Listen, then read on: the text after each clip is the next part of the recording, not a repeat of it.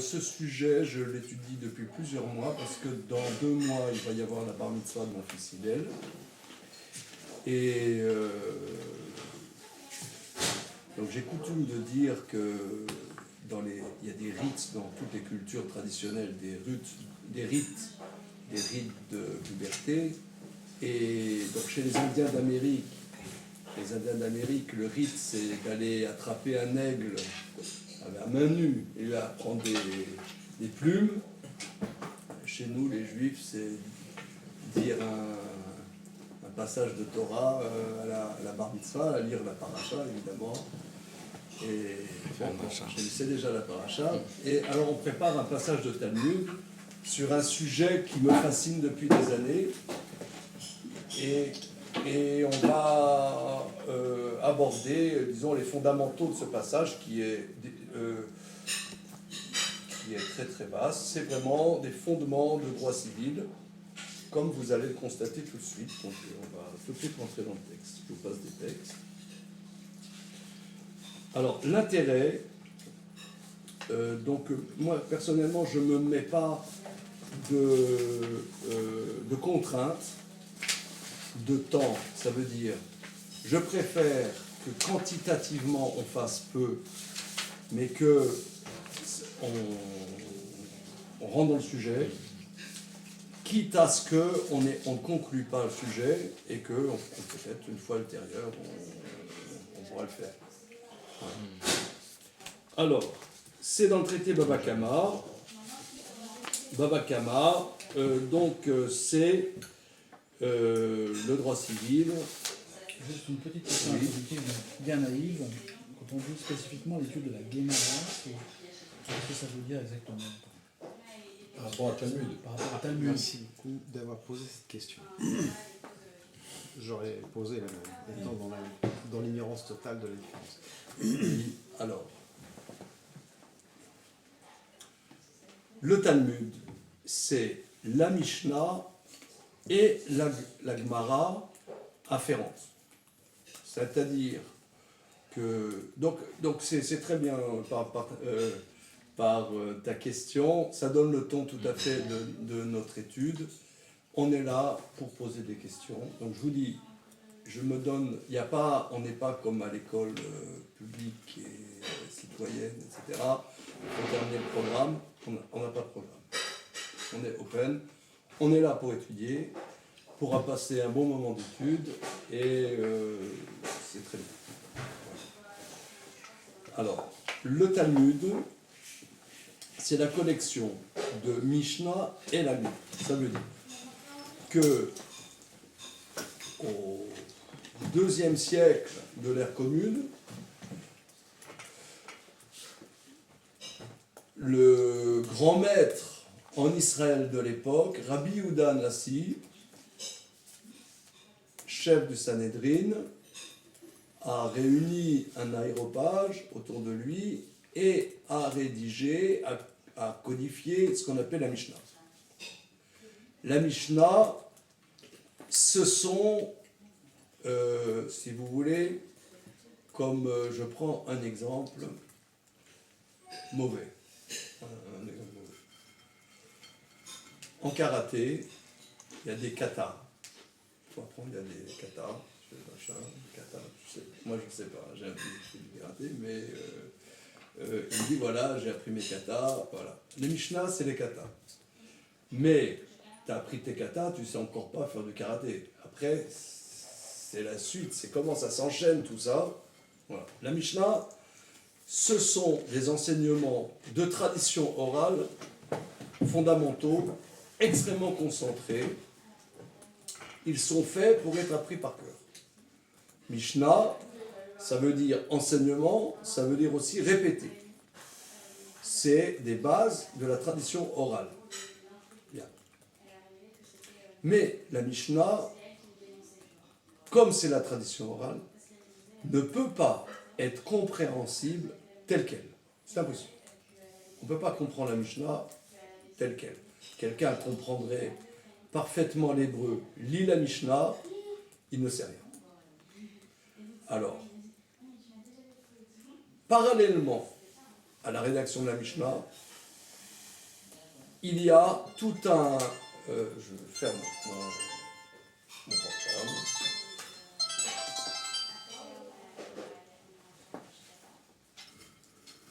À côté de la Mishnah, de manière concomitante et postérieure, il y a des discussions. C'est-à-dire que tel maître va dire pourquoi cette Mishnah dit cela, mais ailleurs, une Mishnah dit strictement le contraire. Et par exemple, à une question type de cet ordre, il va y avoir 5 réponses. Voilà. Et ça, ce corpus des questions, des contradictions et des propositions de résolution des questions, ça c'est ce qu'on appelle la Gemara. L'ensemble c'est le Talmud. Hein?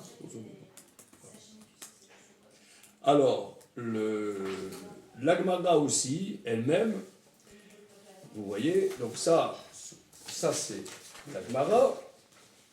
C'est la Gemara, et autour, vous avez des commentaires. Le travail principal du talmudiste, c'est les commentaires. En vérité, quelqu'un encore sait traduire le Talmud, la Gemara, c'est l'araméen par cœur. Il ne sait pas encore, il ne sait pas. Il y a une méthode qui se transmet oralement, comment aborder ce qui est écrit dans la Gemara. Alors là, c'est du travail qui se fait siècle après siècle et qui se fait aujourd'hui. Voilà. Il y a à chaque génération des maîtres et parfois éclot un maître qui renouvelle de fond en comble l'étude talmudique. C'est très très important. Des gens qui ne connaissent pas pensent. Il y a des gens qui disent « Oui, c'est un scandale. L'étude traditionnelle est sclérosée et figée depuis des centaines d'années. » Ça, c'est de la propagande. C'est faux. Il y a, tous les X temps, des maîtres qui renouvellent de fond en comble l'étude. Alors, c'est pas tout le monde. Hein. C'est même pas à chaque génération, je dirais. Mais il y a eu, au XXe siècle, il y a eu des maîtres qui ont apporté, pas seulement des innovations ponctuelles, mais des manières qui ont apporté des modes d'approche du Talmud complètement nouvelles. Je citerai comme ça sur un pied, de manière non exhaustive, je citerai Rav Chaim de Brisk, Rav Chaim Soloveitchik de Brest-Litovsk. Brisk, c'est en juif, on dit Brisk, mais en général Brest-Litovsk. Et je dirais aussi le Chazonish, par exemple, Rav Avraham Yeshayahu Karlitz, qui, à la fin de sa vie, était à Bnei Brak. Voilà. Ça, c'est des gens qui, de manière tout à fait claire, ont bouleversé l'étude du Talmud. Alors, sur quel, comment sur quel principe Sur le plan de la méthode, sur le plan de la méthode d'étude. Sur le plan de la façon de raisonner, sur le plan de...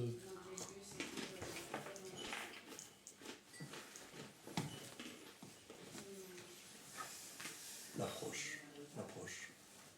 Bon, ça c'est un discours de la méthode qui est, je pense, il vaut mieux aborder le sujet lui-même. Bien. Alors, on est donc dans Baba Kama, c'est les Nezikim. Nezikim, Baba Kama, C'est la porte. la première porte. Baba, c'est-à-dire la porte, Kama, première, en araméen.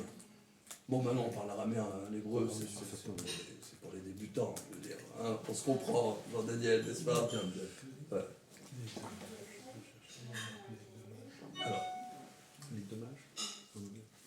Alors, le traité Baba Kama, c'est-à-dire J'aime bien quand il y a un tableau, mais je vois qu'il y a... Ouais, mais- on va dire, Il y a des rideaux. Oui. alors, donc, quand même, j'aime bien quand c'est un peu méthodique, donc écrire un peu les éléments. Il y a 3 traités qui sont les traités qui parlent des Nézikim, des dégâts. Baba Kama, Baba Metzia, Baba Batra. Donc, première porte, porte médiane, dernière porte. Baba Kama, ce sont les dégâts. Les dégâts proprement dits. Première partie, c'est ce qu'on appelle en français responsabilité civile. C'est-à-dire que moi je fais rien, mais mon bien fait un dégât. Par exemple, j'ai un animal, j'ai un chien, et le chien rentre chez le voisin et mange ce qui est sur sa table. Voilà.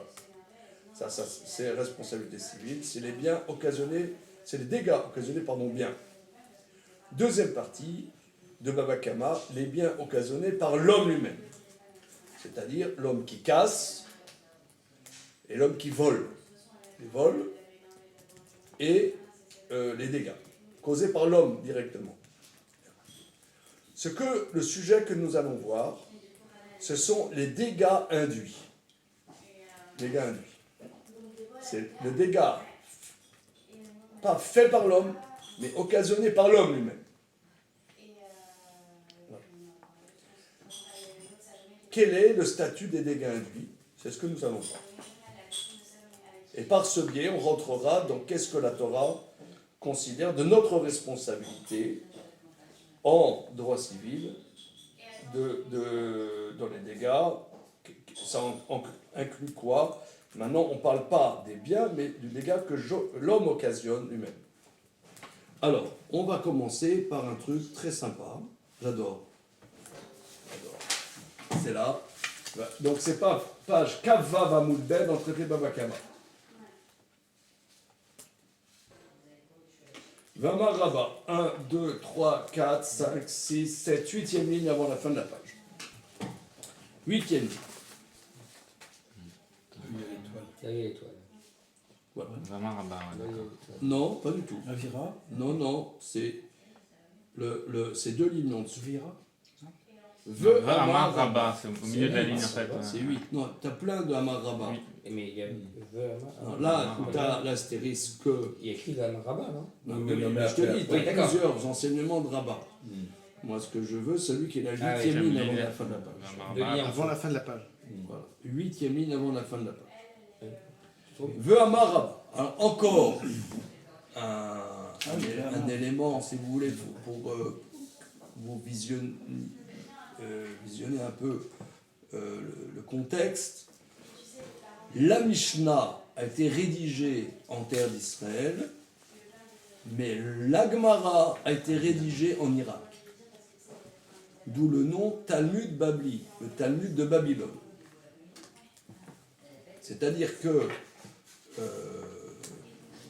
depuis la destruction du premier temple jusqu'à, on pourrait dire, quelque temps après l'avènement de l'islam, le gros de la communauté juive était en Perse, Irak, Perse.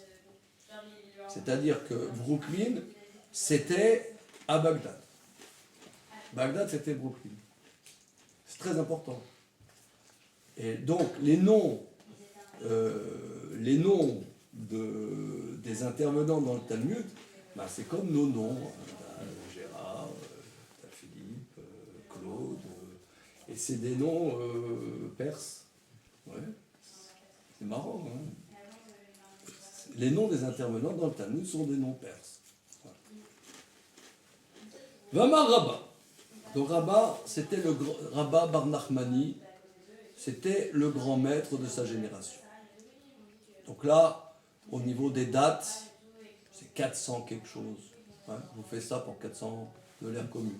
Je dis au pif, hein, c'est un peu pour visualiser. Vama Rabba. Rabba nous enseigne. Zarak Keli Merosh Agag. Il y a quelqu'un qui jette un objet du haut de la terrasse. Alors, Gag, en hébreu, ça veut dire c'est le toit.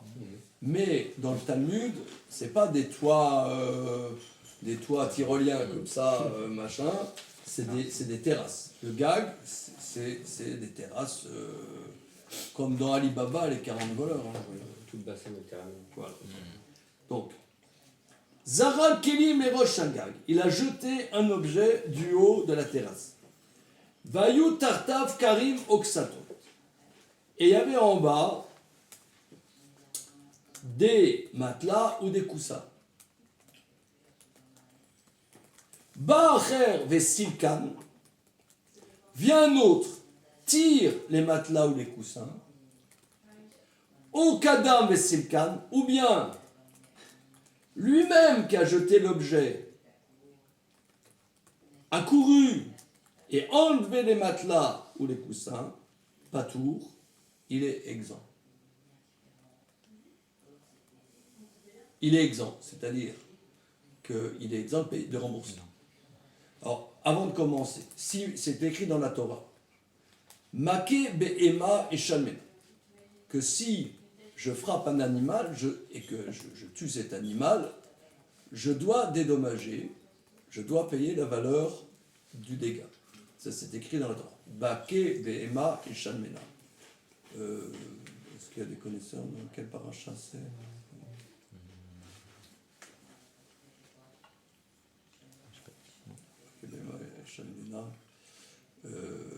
Si je ne m'abuse, c'est la fin de Parashat Emor. Bon. En tout cas, quoi qu'il en soit, on va s'écrire la Torah. Make bema shalmena, celui qui frappe un animal, il doit rembourser. Ça, c'est la base. Donc, quelqu'un casse, fait un dégât, il rembourse. Donc, dans le langage juridique, ça s'appelle chayav. Il est condamnable à payer. Bien. Maintenant, quelqu'un jette du haut donc de la terrasse une potiche, mais cette potiche ne doit pas se casser parce qu'en bas il y a des matelas, il y a un édredon, je sais pas, il est en train de faire. Il va y avoir deux cas de figure. Disons que c'est le propriétaire fait un genre de déménagement, donc de la terrasse au-dessus du rez-de-chaussée, si vous voulez, au premier étage, donc ça ne doit pas se casser. Il y a des édredons bien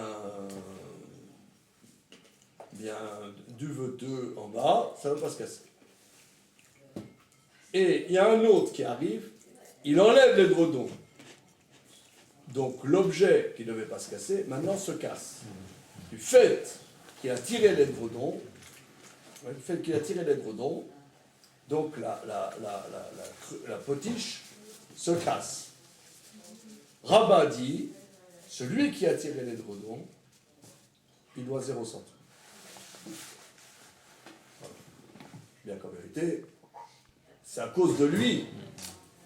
C'est à cause de lui que ça s'est cassé. Normalement, ça ne devait pas se casser. Et il y a une deuxième proposition qui est un petit peu plus vicieuse. C'est, il y en a un, il a un plan machiavélique. Il y a des matelas en bas. Il prend, il y a la cruche, il y a la potiche de Jacques qui est sur le bord de la terrasse. Il donne un coup à la potiche. Et il court, c'est Speedy Gonzalez, il court et il enlève le matelas. Comme quand il a enlevé à ce moment-là, objectivement, ça ne devait pas se casser. Même si de fait, ça s'est cassé, il est exempt de remboursement. Ça vous plaît, là? C'est bon? Oui, monsieur? Alors qu'il avait l'intention de casser. Avec volonté de nuire. Oui, c'est ça, il a une vraie volonté de nuire. Il avait l'intention. Celui qui a jeté, c'est lui qui enlève. Si tant est que c'était un genre de Speedy Gonzalez, je sais pas. Donc forcément, il avait le dessin de... Des salles de casser. Et pourtant, il n'est pas responsable. Non, responsable. Enfin, il est responsable, mais il est pas Mais cette responsabilité ne se solde pas par une condamnation. Sans qu'on s'interroge sur à qui appartient l'objet. Non, si, l'objet, dans le premier cas que j'ai donné, ça appartient, c'est le propriétaire qui le jette. Le propriétaire le jette. Oui, mais le jette dans un but, comment dire, gentil. De déplacement. Plutôt que déplacer cet amphore par l'escalier, il a trouvé un moyen plus facile, voilà. Mais ça ne devait pas se casser. Vient un autre, scrogneux, on va l'appeler monsieur scrogneux, et il tire, il enlève l'édredon, ça se casse de son fait, indubitablement, oui, il est exempté. Ça, c'est l'enseignement de droit. C'est logique. Pourquoi c'est logique? En tout cas, Moi, je vois plusieurs raisons pour lesquelles ce serait logique. c'est pour cela, mais c'est le deuxième cas qui me paraît plus. On peut dire le deuxième cas, c'est qu'on ne peut pas savoir s'il était au courant ou pas. Au milieu, il faut bien, mais vu de l'extérieur, Vu de c'est l'extérieur. comme le premier cas. Oui, c'est-à-dire que dans il y a une différence fondamentale entre le droit civil et le droit pénal. Parce que dans le droit pénal, on ne condamne que s'il y a un concept d'atraha. C'est-à-dire que le tribunal, en pénal, il n'y a aucun châtiment corporel, il y a deux types de châtiments corporels. Soit flagellation, soit condamnation à mort. Que ça soit flagellation ou condamnation à mort, on ne donne ni l'un ni l'autre que s'il y a témoignage clair de deux témoins qui authentifient qu'est-ce qui s'est fait. Or, on ne condamne d'un châtiment corporel que si la personne était volontaire dans son acte. Or, comment peut-on témoigner sur le fait que la personne est volontaire? On témoigne que la personne est volontaire en lui demandant qu'est-ce que tu es en train de faire? Mais tu n'as pas le droit de le faire. On dit à quelqu'un, mais tu vas tuer un tel, mais tu n'as pas le droit de tuer. C'est dit laissez-moi tranquille, il n'est pas condamnable à mort. Il n'est condamnable à mort que s'il dit je sais que c'est interdit par la Torah de tuer, Et néanmoins, Quand même. je sais que je vais être condamnable à mort, et c'est ça pour cela que je le fais. S'il manque un élément de cette sommation, de ce témoignage de sommation, il n'est pas condamnable en pénal. Mais c'est pour ça que le premier Ça, c'est en Quand- pénal. mais en Mais civil, ici, le premier on a exemple un droit en civil. Donc, ce que dit Claude, c'est que là, même s'il l'a fait, mais sa volonté n'est pas explicite. Elle n'est pas, donc, voilà. Moi, je vois deux raisons pour lesquelles. Différent. Enfin, dans le premier cas, je vois deux raisons pour lesquelles la personne qui a retiré les dredons ne doit pas être tenue pour responsable. Le premier, c'est que le fait qu'il ait retiré les dredons n'indique pas d'intention de nuire, c'est-à-dire qu'il pouvait avoir plein de raisons de retirer les dredons. Les dredons pouvaient traîner à un endroit où ils gênaient, il voulait ranger les dredons, c'était pas sa place. Donc il n'y a pas nécessairement d'intention de nuire ou que l'objet se casse. Et j'ai même l'impression qu'on peut aussi dire que la personne qui jette l'objet, il y a une sorte de principe de précaution. C'est-à-dire qu'on doit regarder si effectivement, chaque fois qu'on va jeter l'objet peut être jeté sans qu'il se casse ou sans qu'on nuise à quelqu'un. Quelqu'un pourrait passer en dessous. C'est vrai. Le deuxième cas. Mais là, on parle qu'il y Oui, avait mais des dredons quand il l'a jeté. Il y avait les dredons, mais si l'édredon a été retiré et qu'il a néanmoins jeté l'objet, c'est qu'il n'a pas vérifié qu'il y avait les dredons. Est-ce qu'il y avait peut-être quelqu'un qui aurait été susceptible d'enlever les dredons?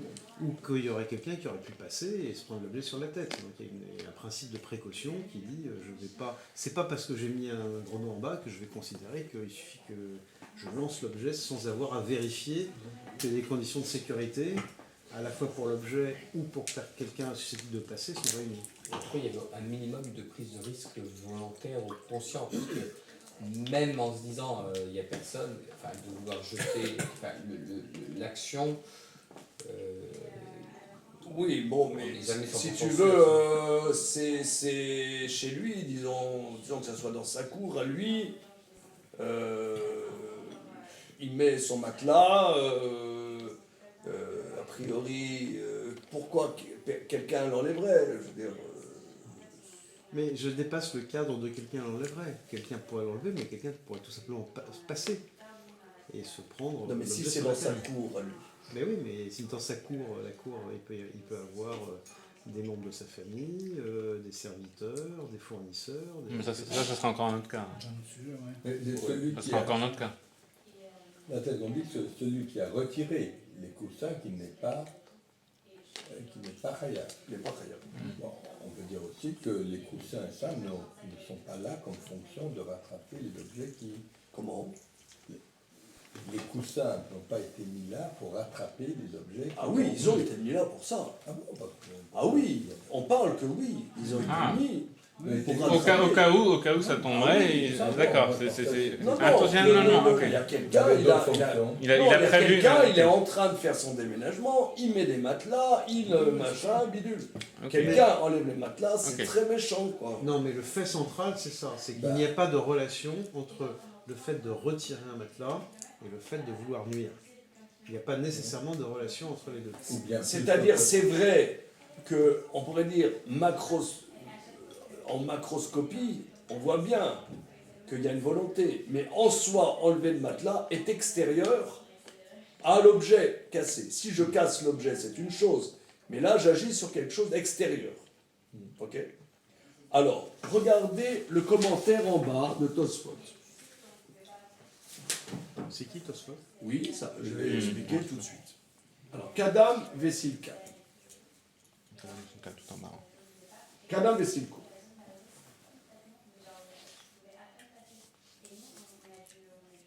Voilà. Donc il s'est précipité, il a enlevé.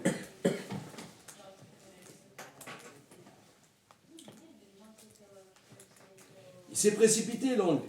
Piresh Ravilfas explique Ravilfas. Alors, oui, alors qui c'est Tosfot? Tosfot, c'est les commentaires. Le mot Tosfot signifie rajout. Signifie, pardon. Rajout. Comme Moussa. Ouais, rajout. C'est dans la page de Talmud, tu vois, la colonne intérieure, c'est le commentaire de Rashi. On a déjà vu ça souvent. Hein. Colonne intérieure, donc en réalité, tu as deux pages. Là, c'est la page de droite, la page de gauche. La colonne intérieure, c'est le commentaire de Rashi. Rashi, c'est 11e siècle, et comme on sait, il était à Troyes en Champagne. Bien. Rashi a fait un commentaire systématique sur le Talmud, sur la Torah, sur le Talmud, sur les prophètes. Bien. Et il a été un grand maître. Il a eu des élèves importants. Pratiquement tous ses élèves sont francophones. Ces élèves c'est ici en France. Hein. On parle dans le royaume de France. Il était petit le royaume de France, mais c'est dans le royaume de France. Et ces élèves ont soulevé des questions, soit des ajouts que Rashi n'avait pas abordés, mais majoritairement des questions contre Rashi.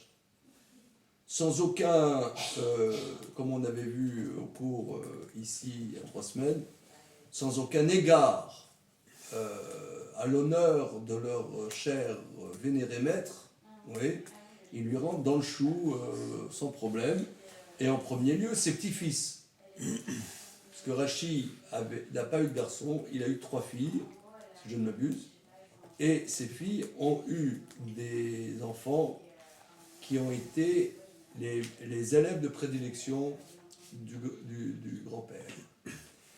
Et ces élèves ont créé eux-mêmes des écoles et qui ont des spécificités d'une très grande, à la fois d'une dimension très analytique et aussi d'une manière qui questionne le texte et le bouleverse énormément le texte. Quand on voit le texte comme ça, on voit que c'est pas tour. Tosfot, tout de suite, démarre au quart de tour. Donc on dit Tosfot, c'est pas Monsieur Tosfot. Ouais, c'est chaque maître de l'époque, sur plusieurs siècles, a rédigé des ajouts. Alors, dans les grands traités, quand je dis grands traités, c'est-à-dire les traités les plus étudiés, c'est Rabbi Eliezer de Touques. Devine. Alors, il me semble, je n'ai pas vérifié, je ne suis pas historien, que c'est Touques, effectivement, à côté de Deauville. Pourquoi ? Parce que en Normandie, il y avait beaucoup de talmudistes. À Paris, il y avait beaucoup de talmudistes. Quand je dis beaucoup, j'ai parlé avec des historiens, mais je ne sais pas. J'ai pas été satisfait par. J'ai parlé avec un. Peut-être vous connaissez M. Simon Schwarzfuchs, oui, spécialiste du judaïsme médiéval en France. Je lui ai dit, dites-moi, M. Schwarzfuchs, à quoi ça ressemblait justement ces maîtres talmudistes. Il n'a pas une volonté de communiquer sur ce sujet. Parce que je me demande, qu'est-ce que ça voulait dire, l'étude du Talmud, au Moyen-Âge, ici dans le Royaume de France, qu'est-ce que ça voulait dire? Quand on voit le niveau de ces commentaires, alors, comment étaient-ils? Ils étaient combien? Ils étaient 5, ils étaient 10, ils étaient 100. Aujourd'hui, il y a des académies talmudiques où il y a 5000 élèves. Mais à l'époque, combien pouvaient-ils être? Je ne sais pas. En tout cas, tout qu'il devait y avoir 400 habitants à l'époque. Au maximum. Au maximum. Au maximum. Combien pouvait-il y avoir de juifs? Même pas 400 euros. Hein? Or les grands traités, c'est-à-dire Baba Kama, Baba Metzia, Baba Batra, Sanhedrin, Ktubot, Yevamot, Kiddushin, Gittin, c'est Rabbi Eliezer de Touques. C'est un travail Léonard de Vinci. C'est nos Léonard de Vinci à nous. Bon, ok. En tout cas, Qu'est-ce que c'est Moussaf Rachid? bon, ça c'est. Parce que Rachid, là, c'est... Oui, ça c'est une édition contemporaine. D'accord. Et ils ont fait une anthologie de Rachi qui ailleurs parle du même sujet. D'accord. Voilà. Bon. Alors, je reprends Tosfot. On voit que Rabba dit, il a jeté le kéli du haut du toit et il y avait en bas des matelas patati. Un autre vient et enlève, ou bien lui-même vient et enlève, il n'est pas condamnable. Tosfot. Kadam et Silko, il se précipite, il enlève. Piresh, Ravilfas. Explique Ravilfas. Alors Ravilfas, c'est Rabbi Yitzhak El-Fassi, qui était au XIe siècle à Fès, comme son nom l'indique. C'est Rabbi Yitzhak El-Fassi est le premier décisionnaire systématique du Talmud. Alors, Ravilfas dit que Rabba l'État-Amé, que l'auteur de cet enseignement, c'est Rabba. Des Dletle Dina Degarmé Berish Agozel Kama. Parce que Rabba ne tient pas le concept de Dina Degarmé. Nous verrons que dans les dégâts induits, il y a un avis, Rabbi Meir condamne dans les dégâts induits. Or, on voit clairement, plus loin dans le traité Baba Kama, que Rabba ne tient pas comme Rabbi Meir qui condamne dans les dégâts induits. Ça s'appelle Dina Degarmé. Alors, est-ce que tu as des feuilles de papier là, je m'aide pour qu'on se perde. Voilà, c'est bien. Merci beaucoup. Non, c'est bon, mon ami. C'est parfait. Alors. On veut plusieurs? Non, c'est bon. Tosfot introduit une notion. Rabba, ici, dit que c'est inexact. Mais Rabbi Yitzhak El-Fassi, qu'on appelle le Rif, dit que ce n'est pas la conclusion légale. Ça, c'est un avis ponctuel, mais nous voyons que Rabba, le même auteur, ne tient pas la notion de dîna dégarmé.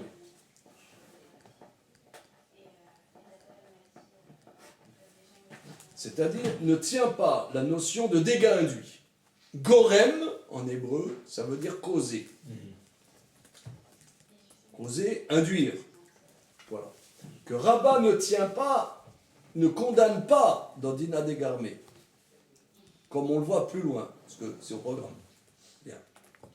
Or, comme la conclusion du Talmud, plus loin, d'Abtzadechet, c'est que dans la conclusion, on condamne dans Dina Dégarmé, et comme Rabat ne le tient pas, le Rif dit que ce cas-là, en vérité, est condamnable.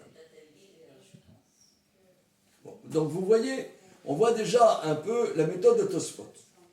On voit un texte, benoîtement, ouais, nous sommes quiets, ouais, on est content. Tosfot dit, mais attends, c'est de la rigolade ça. Ailleurs, on voit que le Talmud prend position contre ce que nous sommes en train de faire. Ça s'appelle Dina Degam.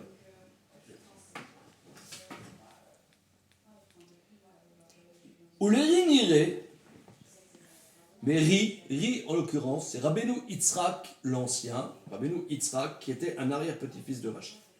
Ou le Ri, c'est l'acrostiche de Rabbeinu Yitzhak. Niré, il ne sent pas comme le Rif. Deagrama benizikim ou patour les coulées alma. Il dit non, qu'il y a une différence entre deux concepts. Il y a une différence entre, ce que nous verrons plus tard, Dina dégarmé et Grama. Il y a deux niveaux dans les dégâts induits. Il y a deux sortes de dégâts induits. Lorsque le Talmud dira plus tard que la conclusion est que on condamne dans Dina dégarmé dans les dégâts induits, c'est un certain type de dégâts induits. Mais là, c'est complètement indirect. Ici, c'est complètement indirect. Pourquoi ? Parce que la personne qui enlève le matelas, c'est complètement déconnecté de toucher l'objet. On ne sait pas, est-ce que vraiment il se rendait compte qu'il le faisait. Même si dans son ciboulot, c'était clair qu'il voulait casser l'objet. Mais il n'a pas cassé l'objet, il a causé indirectement que l'objet se casse. Dit ça, il n'y a aucune discussion là-dessus. Tout le monde est d'accord. Même celui qui condamne dans les dégâts induits, dans ce cas-là, c'est complètement indirect et il rendra à tour. Et que ce passage-là reste dans la conclusion. Donc ici, il y a deux visions. Il y en a un qui dit que ce type de dégâts induits est condamnable, comme on verra plus tard. Et Rabbeinu Yitzhak qui ne dit pas du tout.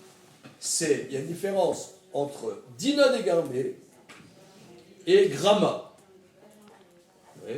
Prononciation ashkenaz, Grama, dans les shivot on prononce Gros, mais.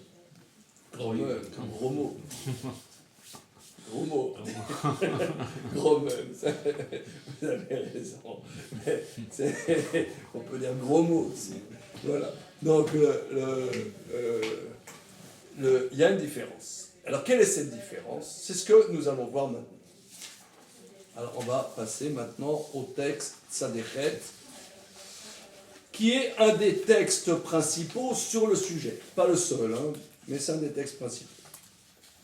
Pour faire le tour d'un sujet comme ça, il faut 10 références dans le Talmud, dans des endroits multiples.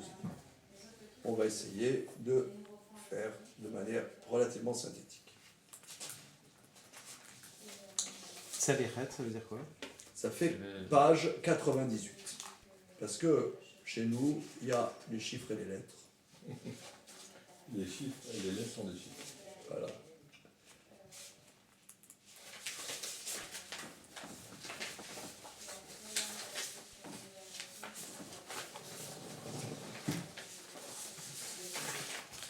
Oui, Jean-Daniel, les lettres hébraïques ont une valeur numérique.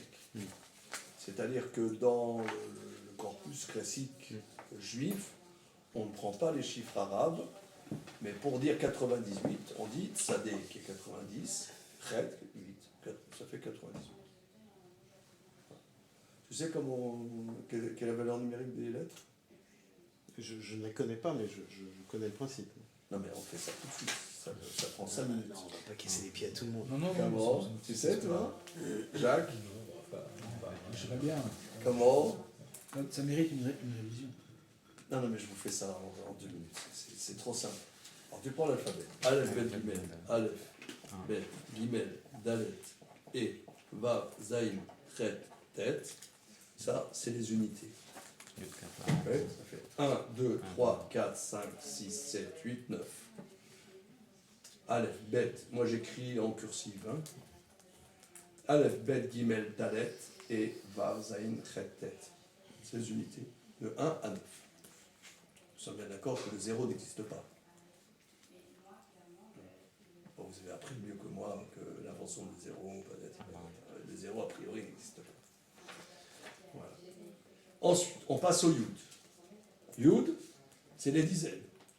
Yud, Kaf, Lamed, Mem, Nun, Samer, Aïn, P, Sadik. Ouais. 10, 20, 30, 40, 50, 60, 70, 80, 90. Voilà. Ça, c'est les dizaines. Ensuite, les centaines. Kouf, Resh, Shin, Tav. Ça ne va pas plus loin.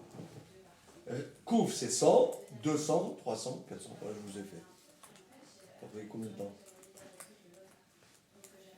On va jusqu'à 400. Ça va jusqu'à 400. Alors, si vous voulez faire, par exemple, 800, vous faites 800, vous faites Tav-Tav. Tav-Tav, c'est 800. On peut faire toutes les permutations qu'on veut. Mais le plus simple pour faire 800, c'est ça. Vous voulez faire 1000, Tav-Tav et Resh. Voilà, Tav, Resh. Ok, c'est bon? Mais ça veut dire qu'on peut faire 1000, on peut faire d'autres combinaisons aussi, ou on prend la combinaison la plus simple? Ça dépend du contexte.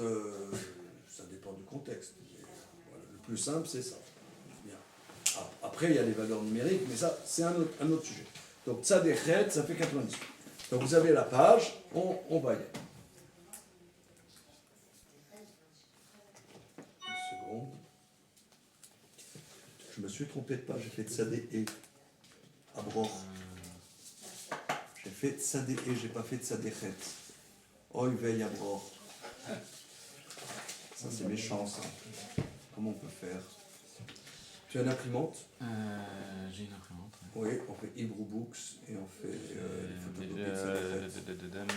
Je dois l'avoir sur mon iPad. Est-ce que je peux l'imprimer du iPad? Je suis désolé, je me suis trompé.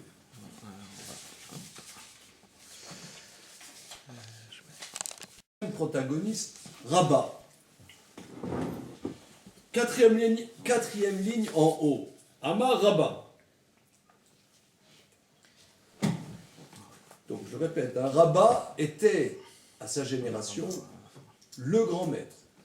Le grand maître de tous les talmudistes de Babylone, Irak. Amar Rabat. Azorek Madbea Shel Chavero le Yamagadol Patour. Celui qui jette la pièce de son prochain dans la mer Méditerranée est exempt. Donc une pièce, à l'époque évidemment, la pièce avait la valeur du métal, qui était authentifié par un poinçon de la royauté, qui authentifiait la valeur du poids, donc de la valeur de la pièce. Donc quelqu'un, il prend la pièce de son copain et il la jette dans la mer. Eh bien, il est exempt de payer quoi que ce soit. Maïta Amar, pour quelle raison? Amar, Amanar Kamar, Ibaït Chaklé. Parce qu'il lui dit, bah, elle est posée devant toi, t'as qu'à la prendre. Je l'ai abîmée, je ne l'ai pas abîmée. Ah, tu sais pas nager 500 mètres en apnée quel dommage. Je savais pas, tiens. Je savais pas. Donc c'est vraiment, c'est is no good, tu vois. C'est il est pas gentil du tout.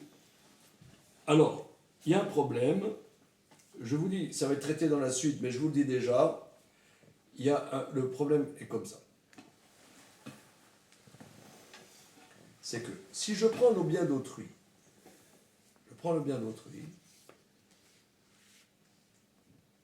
sans sa permission, je prends le statut de voleur.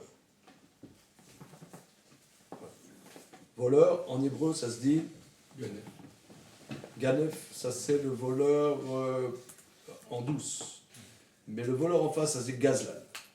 Ouais, ça c'est Gazlan.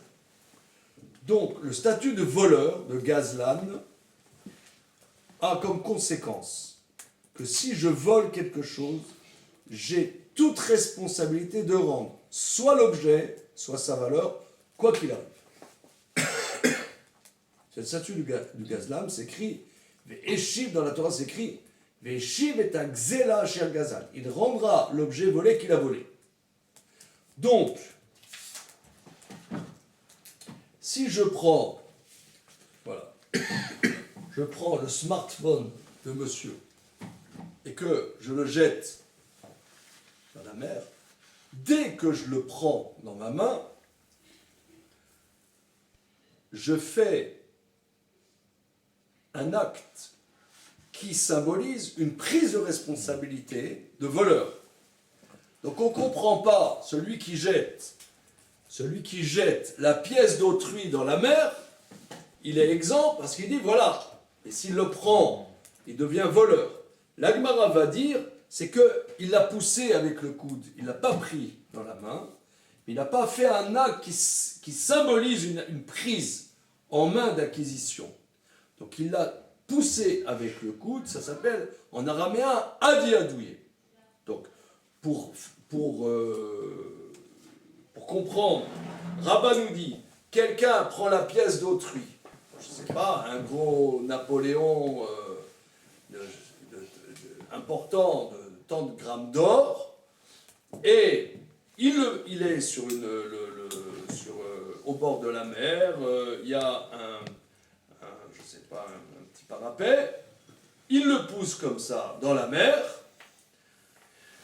il est exempt, parce qu'il lui dit « Amanarkama, Ibaed Shaklat ».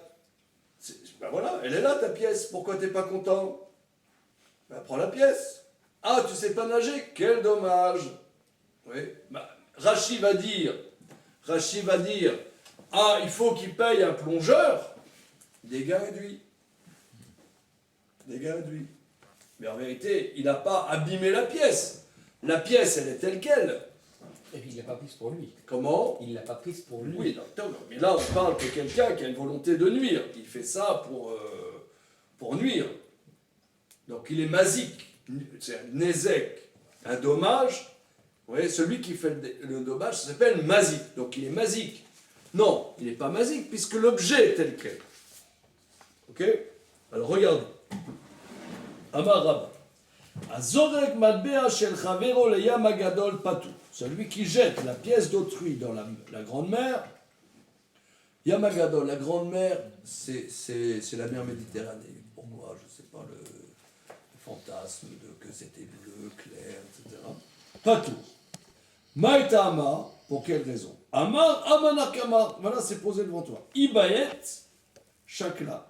Si tu veux, t'as qu'à la prendre. Là-dessus, l'Agma va dire Vanemile betzlulim des kachazele. Dans quel cas on parle que c'est exempt si l'eau est limpide, qu'effectivement la personne la voit. On parle que l'eau est limpide et que la personne la voit. Donc il a dit ma pièce! Il dit, mais pourquoi tu pleures? Elle est là, regarde, elle est là, il la voit. Maintenant, il ne peut pas la rattraper. Ouais, dommage. Sniff. Ouais. Et il n'est pas tout. Aval, akourim, des l'eau karazélé, l'eau. Mais si c'est de l'eau trouble, que le propriétaire ne peut pas l'avoir, alors là, il n'est pas exempt, il sera condamnable. Alors, essayons de comprendre ce point.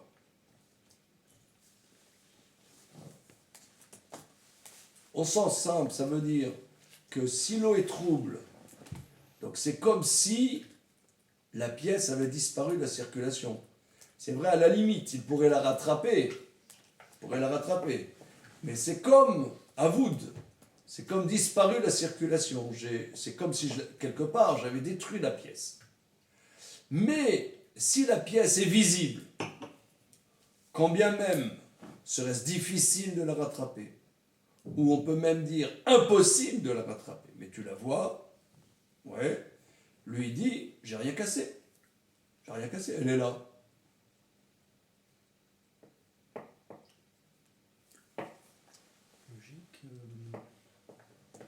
Alors ici, ça touche un problème d'un... Qu'est-ce que c'est un dégât? Qu'est-ce que c'est un dégât? Nous avons dit au départ que la Torah condamne la personne qui fait le dégât à rembourser. Mais si la personne opère un dégât, c'est quoi un dégât? Un dégât, a priori, c'est casser quelque chose. Il faut qu'il y ait un côté irréversible. Le vrai dégât, c'est celui qui est irréversible. Il n'y a pas d'alternative. S'il y a une alternative qui permet, ce que dit l'histoire de la pièce, c'est qu'en réalité, même si la pièce est dans l'eau, s'il y a une possibilité d'aller la récupérer, il n'y a pas de dégâts parce que le processus de disparition de la pièce n'est pas irréversible. Pour que le dégât soit qualifié de dégât, il faut qu'il soit véritablement matériel et qu'il n'y ait pas de solution qui permette de Mais par exemple, je ne sais pas, tu as un objet en métal, je le casse, tu peux le ressouder.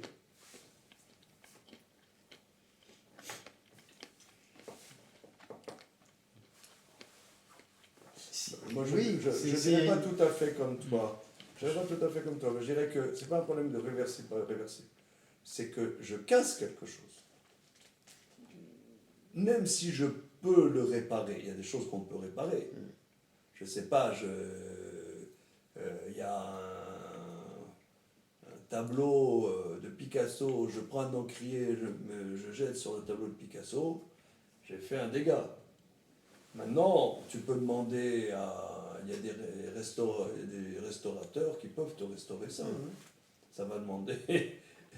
ça va coûter une fortune. Non, mais ce que je comprends, c'est que ce sont des conditions additives. C'est-à-dire que la première condition qu'on avait dit, c'est qu'il faut qu'il y ait intention de détruire.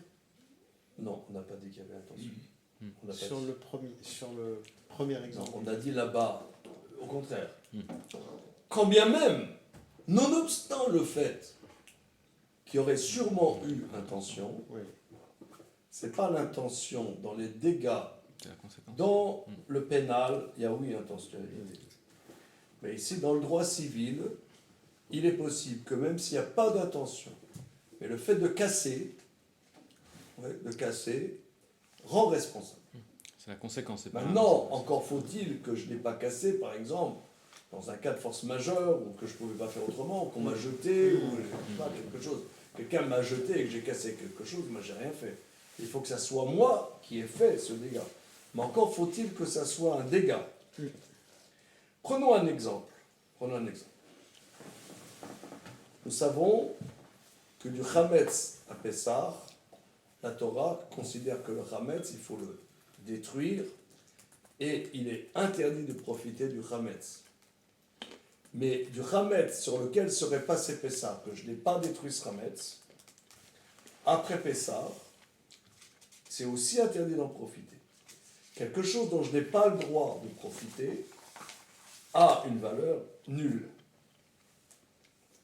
Moi, je suis un voleur. Voilà. Tu as 15 paquets de biscuits. Je vole tes 15 paquets de biscuits. Tu n'as pas pu les détruire puisqu'ils étaient chez moi. La Torah me dit que le voleur doit rendre l'objet volé. après Pessah, je te ramène tes 15 paquets de biscuits, ils ne valent rien du tout. Valeur, 0. Mais je t'ai rendu tes paquets de biscuits. C'est bien. La Torah m'a demandé de rendre l'objet, j'ai rendu l'objet. Est-ce que c'est clair ça? C'est clair.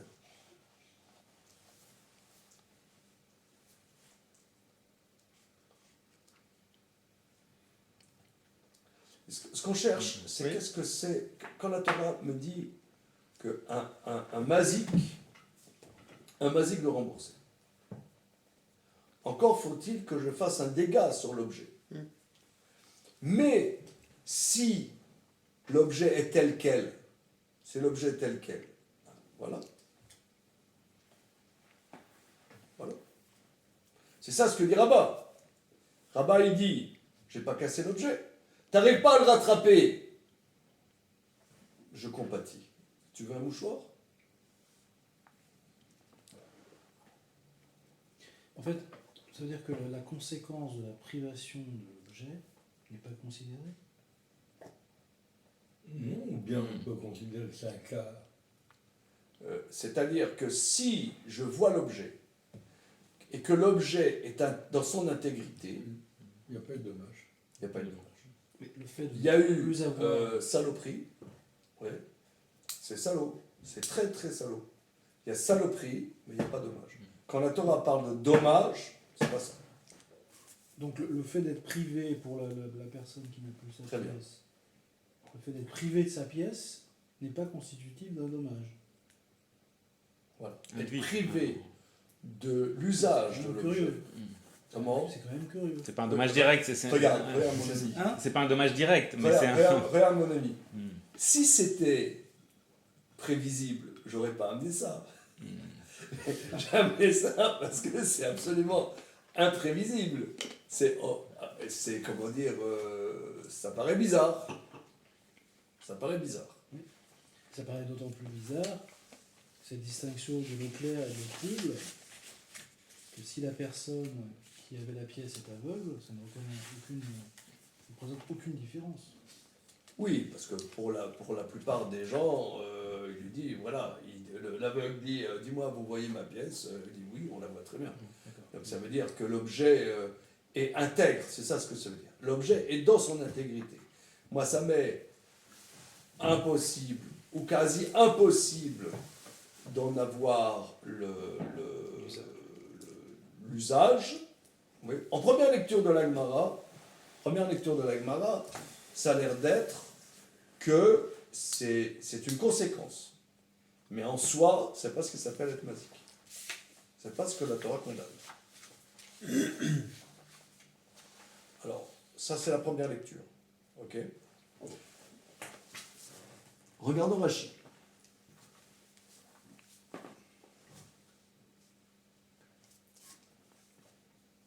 Amar Rabba, Garsinan Bechulu. Alors, regardez, là, comment dire, la charte de notre étude ce soir, c'est une étude, on va essayer de faire pro, si on veut vous faire participer autant que possible d'une étude comme on étudie la Gemara. Au risque que ça soit un petit peu pointilleux, mais je vais te montrer la charte.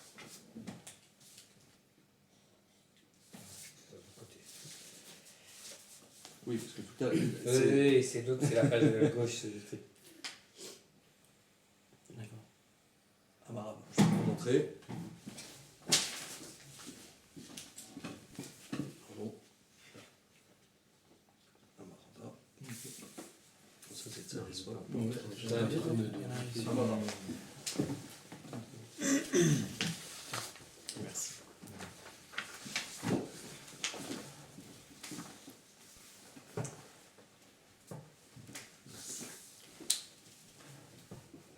Amarab. Donc, l'enseignement qui est ici, c'est Rabat. Rashi dit Garsinan Bechulu.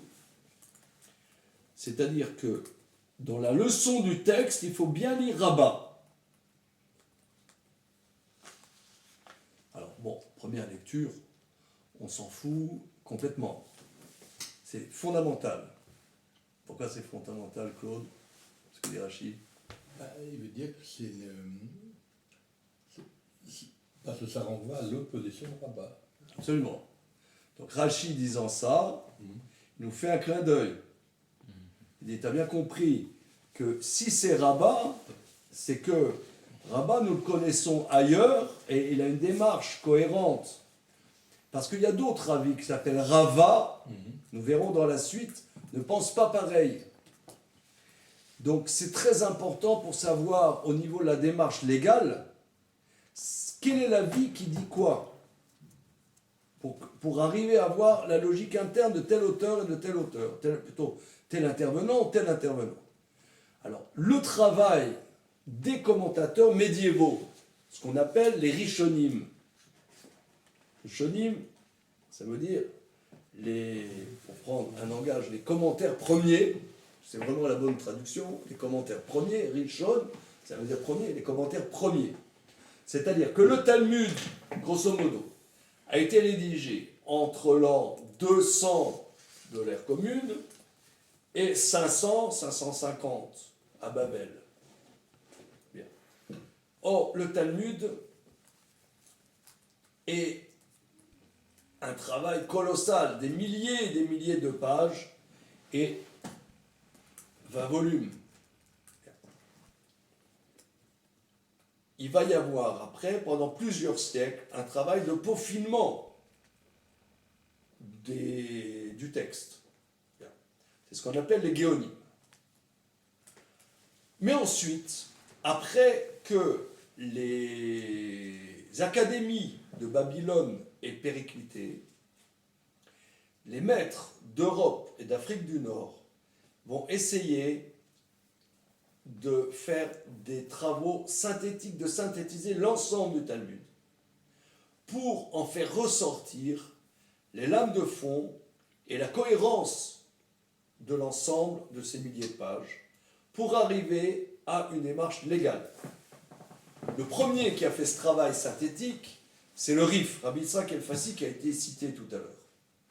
Tout de suite après, sur un autre mode, il y a Rashi.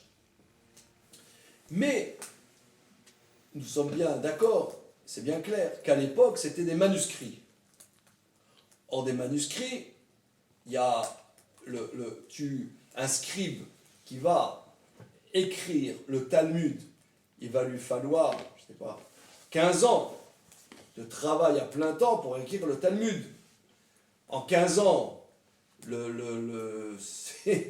puis la vie n'est pas toujours un fleuve tranquille. Il peut y avoir plusieurs écoles même de scribes, comment rédiger le Talmud.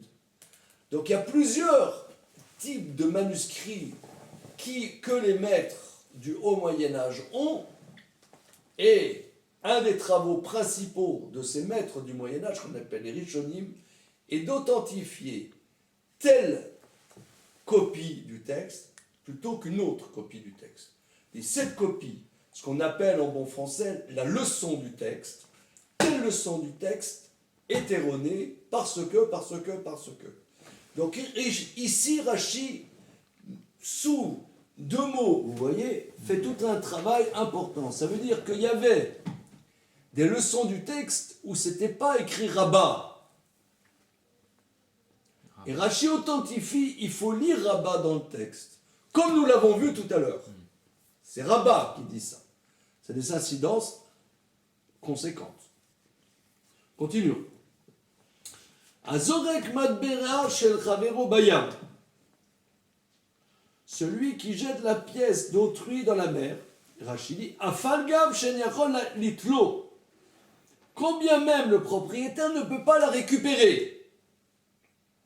Pas tout. Combien même ne peut-il pas la récupérer? Il est exempt.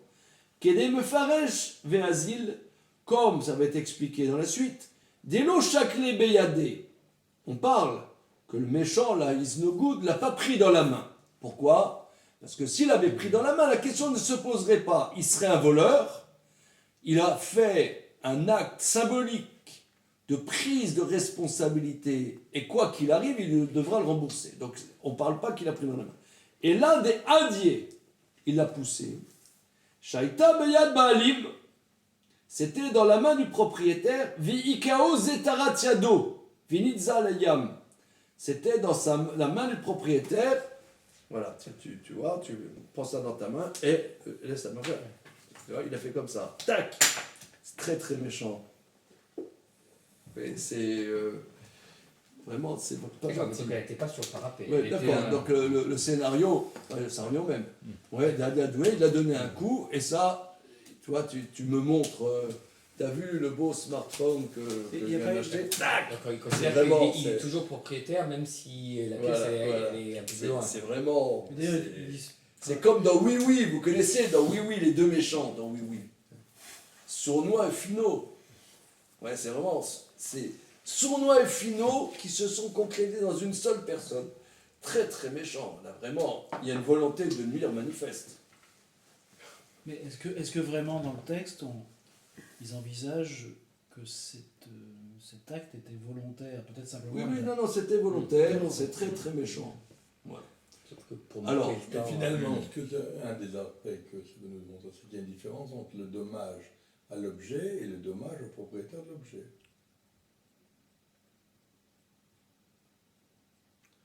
L'objet n'a pas eu de dommage. Alors, l'objet n'est pas de. Alors, Mais ouais, le propriétaire, propriétaire, il est lésé. le propriétaire est lésé. il est lésé. Donc l'aptitude comment dire, peu pénalisante enfin, de dire si l'objet n'est pas vraiment... C'est-à-dire, ce n'est pas. Terminons de Rachi, parce que Rachi va dire des choses très importantes. Ikao zetarat yado, il a tapé sous la main. Venitza leyam, et ça s'est projeté dans la mer. O ilutzlulim em, étant donné que l'eau est limpide. Vekachazule, qu'il la voit. Amarle amanar kamar, ve'enavuda. Voilà, la pièce est devant toi, elle n'est pas perdue. Elle n'est pas perdue. La pièce n'est pas perdue. Ve'im, Rashi rajoute, ce qui n'est pas écrit dans la Gemara. Ve'im mishum debae le mitav zuza le bar amoraa les mishad ve'lim shishkale. Maintenant, si tu vas me dire, mais le propriétaire, il devra donner une pièce à un fils des Moréens, c'est-à-dire un indigène, les mishad pour nager et le prendre, c'est-à-dire il devra payer un plongeur. Gramaou, chez Gorem l'afsido auto, srar, ve grama benezikim patou. Ça, c'est un dégât induit. C'est-à-dire, il va devoir. L'objet n'est pas détruit. Puisqu'il le voit, l'objet n'est pas perdu. Ah, tu vas me dire qu'il va devoir payer un plongeur pour le rattraper. Certes. Mais ça, c'est un dégât induit. Un dégât induit, c'est exemple. Grama benizikim. Grama, ce que je vous avais dit, prononciation ashkenaz, gros mot, ouais, c'est un tel dégât indirect, une telle perte indirecte, induire une telle perte, est exempt dans ce que la Torah considère. Alors, on peut se poser plusieurs questions sur ce Rashi.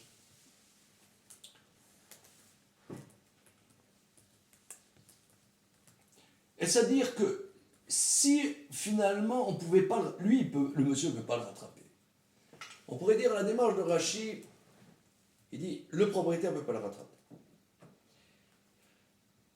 Ah, mais il devra payer un plongeur pour le rattraper. Les frais plonge, ouais, ça c'est un dégât induit. Ça s'appelle gramma, c'est pas tout. Ouais, c'est pas tout. Que diriez-vous d'un cas où un plongeur même n'arriverait pas à rattraper? Par exemple, il y a des murènes au fond, ouais, sur la roche tarpéienne. Au fond de la roche tarpéienne, il a jeté la pièce. Donc un plongeur n'ira jamais là-bas. mais il la voit. Que dira Rashi de ça?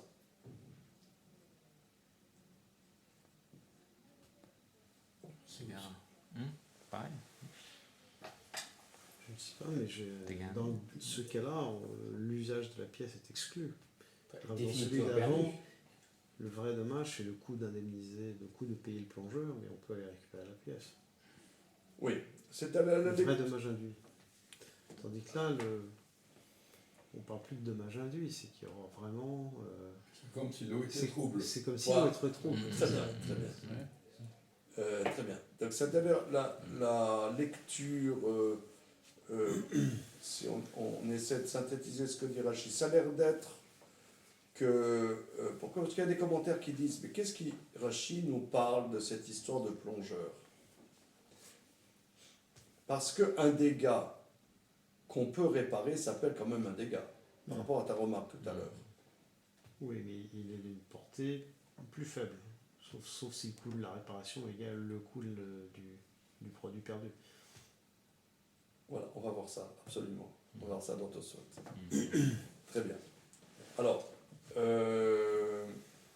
ça a l'air de ressortir de Rashi que si même un plongeur ne pourra jamais le rattraper, ça s'appelle perdu. Et même s'il l'a fait. Même s'il l'a fait. Pourquoi? Parce que le voir, c'est pas ça qui est comment dire, décisif. Rashi nous dit, lui ne peut pas le rattraper. Mais on peut la rattraper. Le fait qu'on puisse potentiellement la rattraper fait que ça ne s'appelle pas complètement disparu de la circulation. Ah, mais il va falloir payer, ça c'est un dégât réduit. Ça c'est Rashi. Il y a des commentaires, Nachmani dit que s'il la voit, il ne peut pas la rattraper, ça ne s'appelle pas perdu. Pas comme Rashi. Ok? Maintenant, regardez Tosfot. Alors, Tosfot, c'est... pour moi, ce Tosfot, c'est du pur bonheur. Enfin, une certaine vision du bonheur, il s'entend. Ça vaut pas oui. Comment? Ça vaut pas le commentaire de oui avec Philo et sournois. Là, tu demandais quand est-ce qu'on peut changer l'approche de la Gemara du Talmud. Non, ce qui est bien les cours de Français, c'est qu'il y a une culture générale présente. Philo et sournois. Et en fait, Alors- 200 ans, ça restera. Ils sont là, mais c'était qui ils sont là. On savait pas comment ils vivaient, Mais c'est tricky ça. Alors, regardez, c'est la Tosfot. Akurim Utslulim. Akurim Utslulim. Donc, je reprends. Le Talmud dit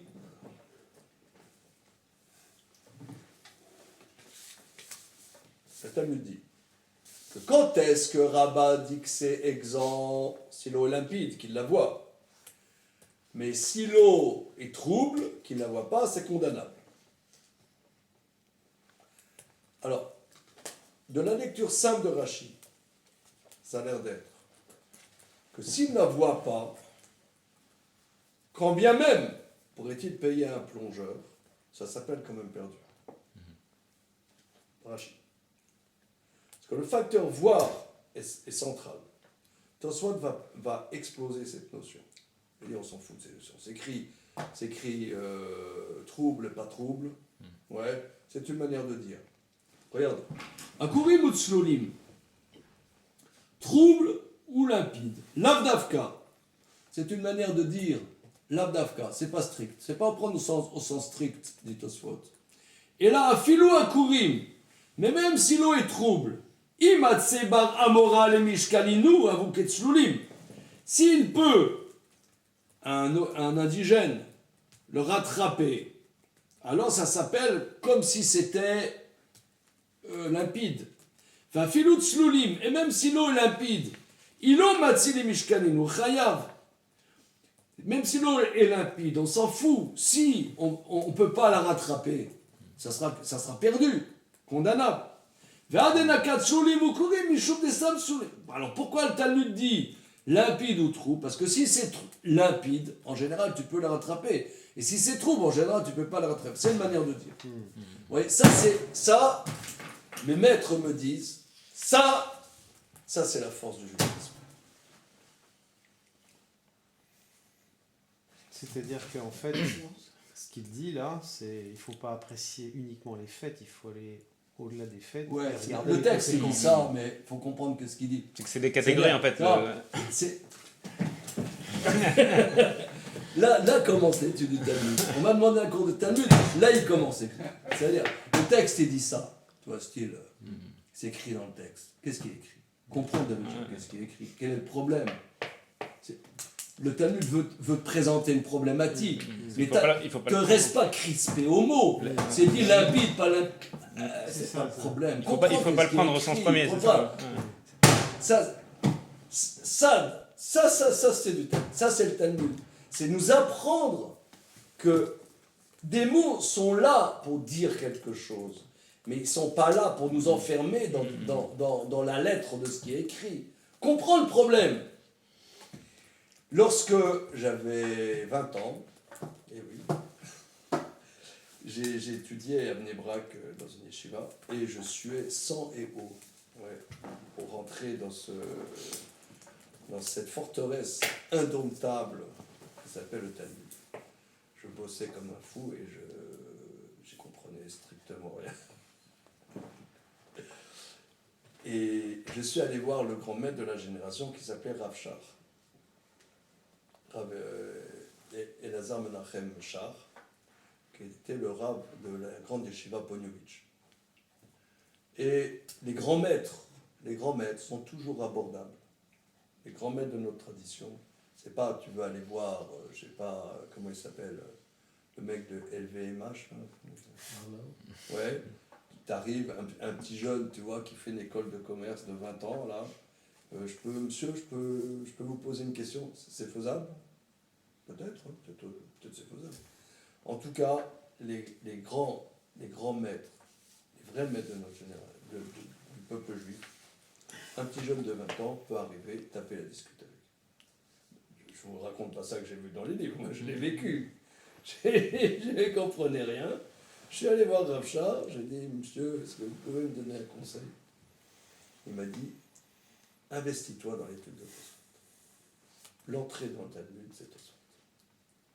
Et là, c'est ce Tosfot, qui n'est pas le Tosfot le plus majeur du Talmud, mais on voit la méthode ici. C'est écrit limpide et c'est écrit trouble. Alors, on pourrait dire limpide, trouble. C'est vrai que Rashi insiste là-dessus. Hein. Rashi dit, si tu la vois, on peut discuter. D'ailleurs, certains maîtres vont dire, si tu la vois, combien même ne pourrais-tu pas la rattraper?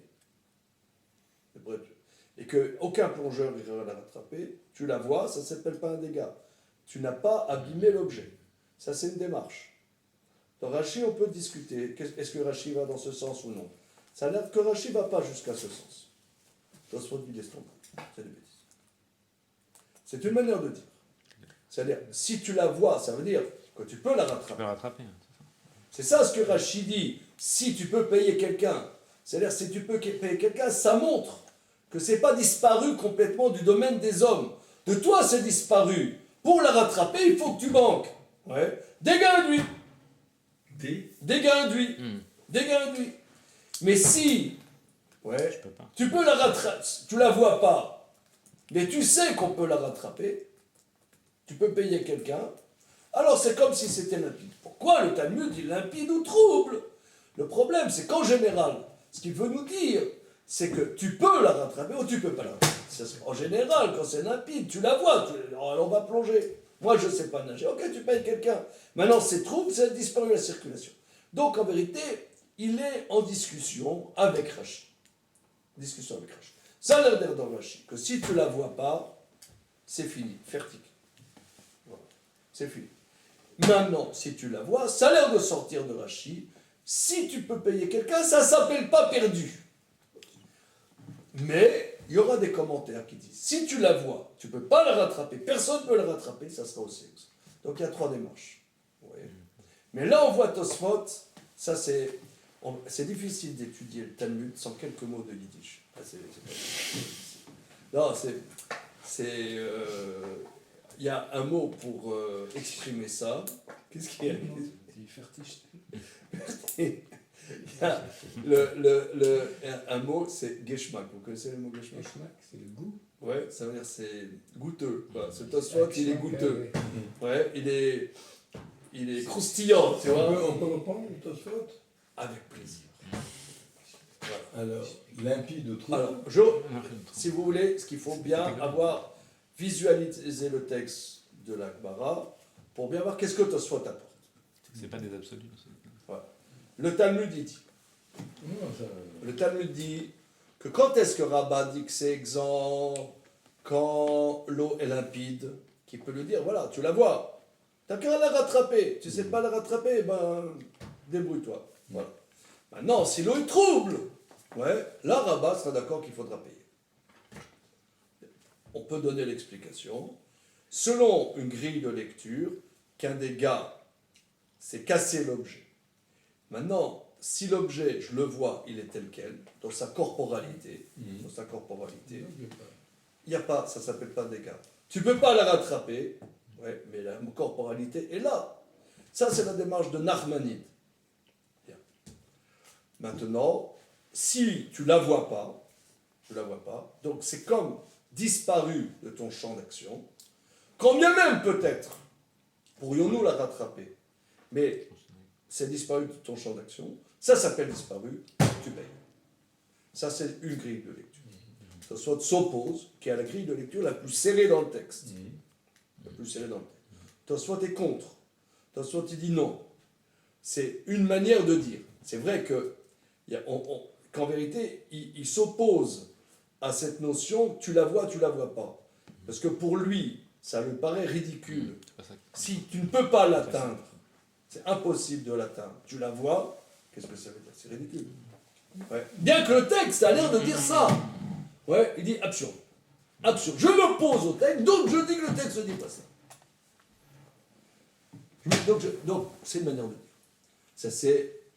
Ça c'est la méthode Tosfot. En fait, C'est d'aucuns diront, c'est la méthode libre-penseur française, si vous voulez. Parce que j'ai entendu des maîtres qui disent ça, que c'est le génie français qui est passé dans l'étude du Talmud. De dire, et alors, tu vois, et alors. En fait, en français, on pourrait rapporter ça en disant c'est l'avoir ou ne pas l'avoir, mais l'apostrophe avoir et c'est là où il s'oppose. Si tu veux. Alors, bon, ça a des incidences légales importantes, toutes ces nuances, et c'est beaucoup développé. Alors, néanmoins, un grand commentaire contemporain, un Rav Zev Israel Gostman,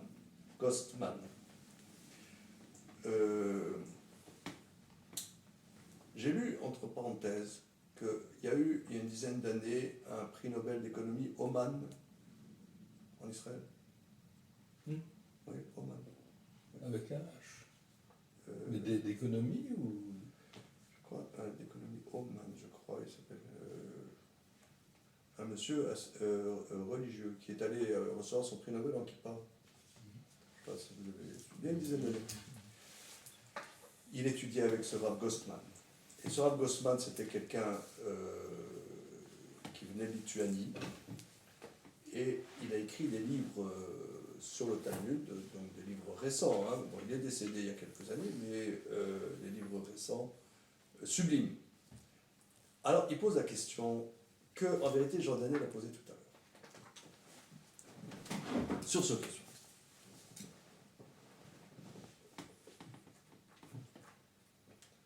Tosfot dit que ne nous accrochons pas au terme. Le Talmud dit c'est trouble ou c'est limpide. C'est une manière de dire. Le critère déterminant, c'est est-ce qu'on peut la rattraper ou non. Ça, c'est Tosfot. Si tu peux la rattraper, ça ne s'appelle pas perdu. Ah, il faut que tu payes un truc, dégâts induits. Si tu la vois, mais tu ne peux pas la rattraper, ça s'appelle perdu, il faut payer, ça s'appelle comme si tu avais cassé. Casser, c'est pas que casser, c'est C'est rendre l'usage inapproprié. Rendre l'usage impossible. Impossible. Impossible. Plus la- Hors circuit. Hors circuit, tu l'as lancé sur la planète Mars. Ouais, ah, il y a la sonde machin qui la voit, c'est hors circuit. D'accord? Ça, c'est pas sûr. Le Rav Gossman, il pose une question. Il dit, mais si pour la rattraper, la pièce, elle vaut 50 €. Et pour la rattraper, ça va te coûter 100 €. Donc finalement, ça vaut pas le coup. Ça vaut pas le coup. Tosfot, même d'après Tosfot, ça veut dire que dans ce cas-là, quand même, t'es pas tour, t'es exempt. Donc finalement, tu as perdu toute la valeur de la pièce. Il déduit de là que ce qu'on appelle un nezek condamnable dans la Torah, c'est encore une fois porter atteinte à la corporalité de la chose ou à la capacité d'avoir un usage de la chose. Mais la perte de la valeur, ouais, c'est ce que tu avais dit tout à l'heure, Alain, la perte de la valeur, puisque si l'objet coûte 50 €, pour le rattraper, il faut que j'investisse 100 €. Donc c'est une perte totale de la valeur. Mais ça s'appelle encore dans mon domaine.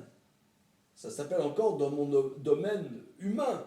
Puisque finalement, dans l'absolu, je pourrais, même si personne ne va le faire parce que c'est absurde, c'est inclus dans Tosfot, que ça sera quand même exempt. Donc on voit que perte de valeur et dégâts sont deux notions différentes. Ce qu'on appelle en yiddish, zwei dinim, deux notions.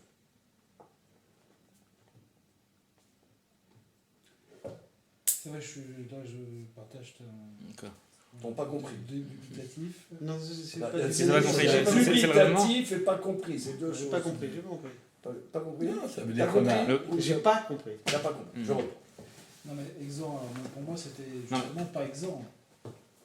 Non, t'étais pas d'accord, toi. Mais Non on... mais la conclusion de Tosfot, C'est qu'il est quand même exempt. il est quand même exempt, Même si la valeur pour l'usage- récupérer est Ça, supérieure c'est- à la valeur de l'objet, ouais. Donc, Donc c'est pas condamnable, c'est pas un dégât indirect. C'est bon. Là, on a barboté, c'est le cas de le dire. En eau trouble. On a barboté en eau trouble. Ouais. On a barboté sur savoir. Est-ce qu'on peut rattraper par rattraper? Ok. D'après Tosfot, le paramètre c'est ce que je décisif parle. va être est-ce qu'on peut le rattraper, est-ce qu'on peut pas le rattraper. Si on peut le rattraper, montre que finalement, c'est pas sorti du champ humain. Champ humain. Ça s'appelle encore dans comment dire, dans l'horizon Non, d'utilisation possible. donc dans ce cas-là, on est Voilà. exempt. Parce que là, on est exempt. Ah, ça va te coûter cher, ça c'est un dégât induit. Ça va te coûter cher. Mais il pose la question, mais si ça coûte plus cher que la valeur de Ça l'objet, reste un dégât du. ça reste un dégât induit. Ah, mais finalement, c'est que j'ai perdu l'objet, puisque je ne vais pas le faire. Non, parce que quand la Torah vise un dégât, elle ne vise pas la valeur de l'objet. C'est ce que je vous avais rapporté tout à l'heure avec le Chametz. L'objet, du fait de mon intervention, peut-être a perdu toute valeur, ce qui est le cas ici, puisque il faudra payer plus que la valeur de l'objet pour le rattraper. C'est ça. Mais Ce que je comprends, c'est pas considéré ici le dégât dont la Torah parle. C'est-à-dire la perte de valeur, le changement de valeur, ou bien la perte radicale de valeur, c'est pas ce qui est pris en compte. dans ce que j'ai compris, c'est que le dégât induit, et donc ce pourquoi la personne est condamnable, c'est le coût de retrouver l'usage normal du produit. Donc, dans ton exemple du plongeur, si le produit vaut 100 et qu'il faut payer 10 pour qu'il y ait un plongeur, ce que la personne qui a jeté l'objet doit rembourser, c'est les 10 pour payer le plongeur. Là où j'ai pas compris... Une seconde. Non, ça Non, c'est non, le dégât non, induit. non, Ça non. c'est le dégât Ça, c'est induit. le dégât induit. Ça c'est le Le dégât dégât induit. induit. oui. Là-dessus, Non, Rabat mais- dit qu'il non, est exempt c'est- des oui. 10. Il est exempt des Des 10. bah C'est oui. ce qu'il dit, Et Rabat. Parce que c'est- qui parce que c'est paye un les 10? Comment Le propriétaire. Le Qui veut propriétaire. récupérer Le son propriétaire, il veut récupérer. S'ils veulent récupérer, Il paye de sa 10, poche. Mais Mais il paiera 10 ou il paiera Non, 1000. c'est très important. Mm. Le propriétaire est donc responsable des dégâts induits. Non, Non. il n'est pas responsable, c'est pour sa pomme. Non. C'est pas une question de responsabilité, c'est une question de payer ou pas payer. Oui, d'assumer, d'accord. Voilà. Il assume la perte. Bah, en quoi c'est différent de la question de responsabilité?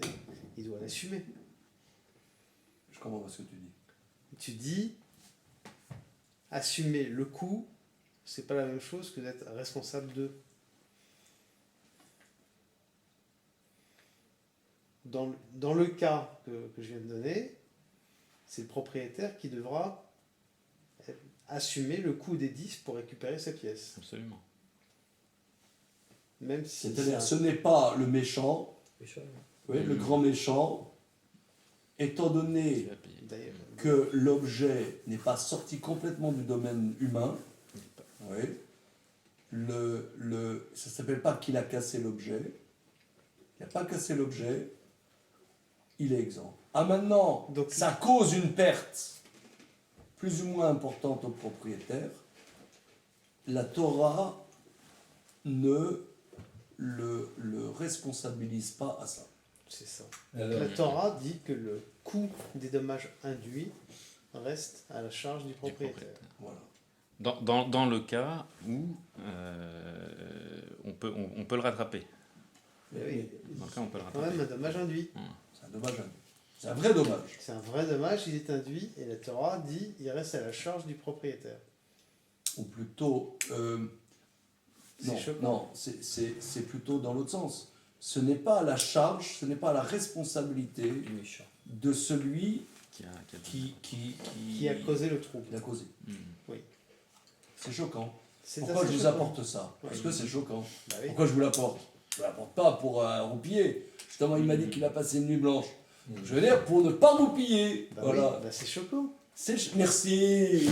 Là, tu faillotes, tu me fais plaisir. Non, non, non, c'est Voilà. choquant. C'est Là, je choquant, vois- merci. C'est ce que je voulais vous choquer. J'espère qu'il y a un commentaire sur le commentaire. Comment? J'espère qu'il y a un commentaire sur le Une commentaire. seconde, maintenant. Attention. Alors, on n'est pas, on n'est pas au bout du, on n'est pas au bout du raisonnement. On n'est pas au bout du raisonnement. Non. mais pas au bout du raisonnement. ceci est pour nous faire comprendre que quand on parle de dégâts, il y a le dégât à l'objet, et puis il y a le dégât de l'usage de l'objet. Donc ici, L'usage, la valeur. C'est ça, ouais. Voilà. Le dégât induit, c'est le dégât et effectivement donc, de. pour ainsi dire, de ne pas mêler tout ça, on sépare clairement. Donc maintenant, on attend qu'un autre sage va dire. Alors, bon, nous ben, a- maintenant, alors, là, Qu'est-ce qu'on fait du dégât il faut Alors, indemniser là, ce pour sujet, voir si donc, la perte ce de- sujet s'il y a un dégât sur la touche, perte de valeur. ce sujet, mine de rien, avec ces petites anecdotes rigolotes, la pièce, machin, touche des fondamentaux de qu'est-ce que la Torah vise dans la responsabilité du dégât. Alors, il y a toute la page, mais Rabat donne 4 cas. Il y a 4 cas. Nous allons passer, nous avons vu le premier, directement au 4e. Ve Amar Rabat.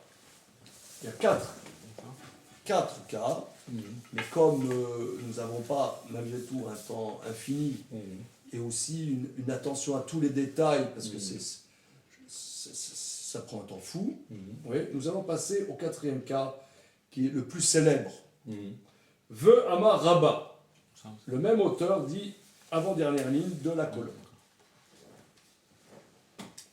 J'espère qu'il va vous plaire. J'espère que vous allez être heureux. Happy. En tout cas, j'ai un exemple pour l'histoire d'un peu concret. C'est les emprunts russes. Alors, donc, en France, Oui, ouais. enfin, c'est la Première Guerre mondiale, ça veut dire. Voilà, c'est ça. La Première Guerre mondiale. Non. Avant La Révolution, la Révolution. La Révolution. Le temps de l'Empire. C'est le sujet, tout à fait. Ils ont oui, absolument. émis énormément d'emprunts. Ces emprunts, les Français ont adoré ça, on a acheté. C'est du papier, en fait, non? Voilà. Et puis Et la Révolution a... Bon. Alors il y a deux cas, soit on connaît ça, ça va mourir, soit on te Les papiers, on te les rend, voilà, tu les as, on peut te les racheter, ils sont intègres. Très bien, on y est. Très bien, nous y sommes. Nous y sommes. Eh bien, Mais ils ont perdu la balle. voilà, Mais le ça, c'est Talmud, le problème. le Talmud, il y a 1800 ans, a abordé ça. Franchement, c'est ce que nous allons voir tout de suite. Avant-dernière. Ve'amar Rabba. Et Rabba continue. Asoref shtaro shel chavero patour. D'amarle, naira kalaimina. Celui qui brûle le contrat d'un autre est exempt, parce qu'il dit j'ai brûlé qu'un papier. C'est exactement ce que dit Claude. Donc il y a quelqu'un, je ne sais pas, donc Jacques a prêté 10 000 euros à Alain, voilà, et il y a une reconnaissance de dette, comme quoi aujourd'hui je reconnais avoir emprunté 10 000 euros, etc. Et moi je viens, je brûle le paplard. Alors bon, après, on ne parle pas d'Alain parce qu'il est intègre. Il y a, disons, un clampin qui serait moins intègre, ni. Ouais, ni. Alors je lui ai fait tout perdre. Ou alors, aussi, ça peut être un contrat de propriété. Quelqu'un a tout, justement, une propriété. Oui, et une très belle maison, normande, avec des colombages et tout. Et le seul contrat de propriété qu'il possède, je brûle. Je lui ai fait perdre, je ne sais pas, 2 millions d'euros. Alors, après, les gens, ils disent, il y a des squatteurs, etc., machin, il est parti, c'est une maison de vacances, il revient, il y a des squatteurs. Le mec, il dit, ouais, laissez-nous tranquille. Le mec, il n'a aucun document pour prouver que ça lui appartient. Il revient vers moi, il dit, moi, si tu veux, je te rends 1 centime. Il a perdu 2 millions d'euros, 1 centime, je te paye 1 centime. C'est ce que dit Rabat. C'est sympa. Qu'est-ce que j'ai fait? La maison, elle est là, t'es pas content? Pleure. Voilà.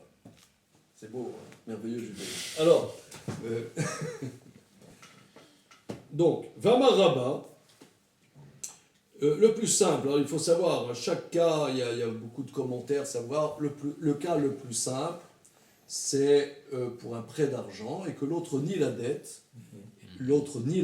et qu'il veut faire valoir ses droits et il n'a plus aucun document. Donc tu m'as fait perdre, je sais pas, 10 000 euros.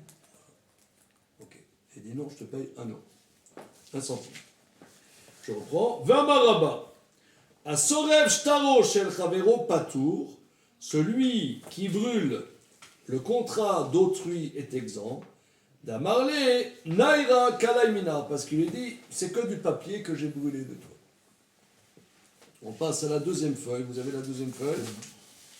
Non, je vous la passe. Mais là, c'est en hébreu. Kalaï en araméen, c'est brûlé. Oui, l'araméen.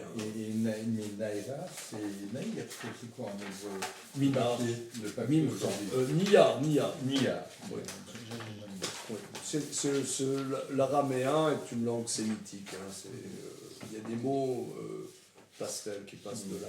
Ok. Matkifla Rami Bachama.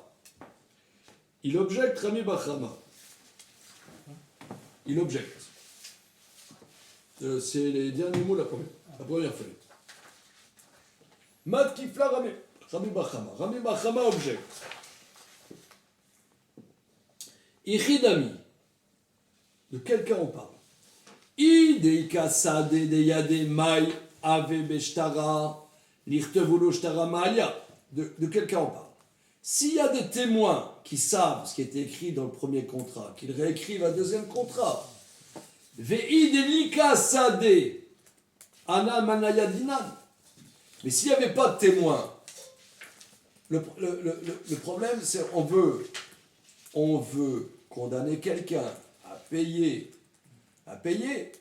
mais de deux choses une. Soit il y a des témoins qui témoignent sur ce qui a été écrit sur le papier, soit il n'y a pas de témoins. S'il n'y a pas de témoins, le type il se défile. Il dit mais il n'y avait rien qui a été écrit sur ce papier-là, il n'y a rien. Donc quel est le problème? Tu veux le condamner à quoi? S'il y a des témoins qui savent ce qui est écrit, on refait un contrat. S'il n'y a pas de témoins, où est le problème? Réponse, Amar Rava. Là, c'est pas Rabba, c'est Rava. Rava qui élève de Rabba. Donc il y avait Rabba.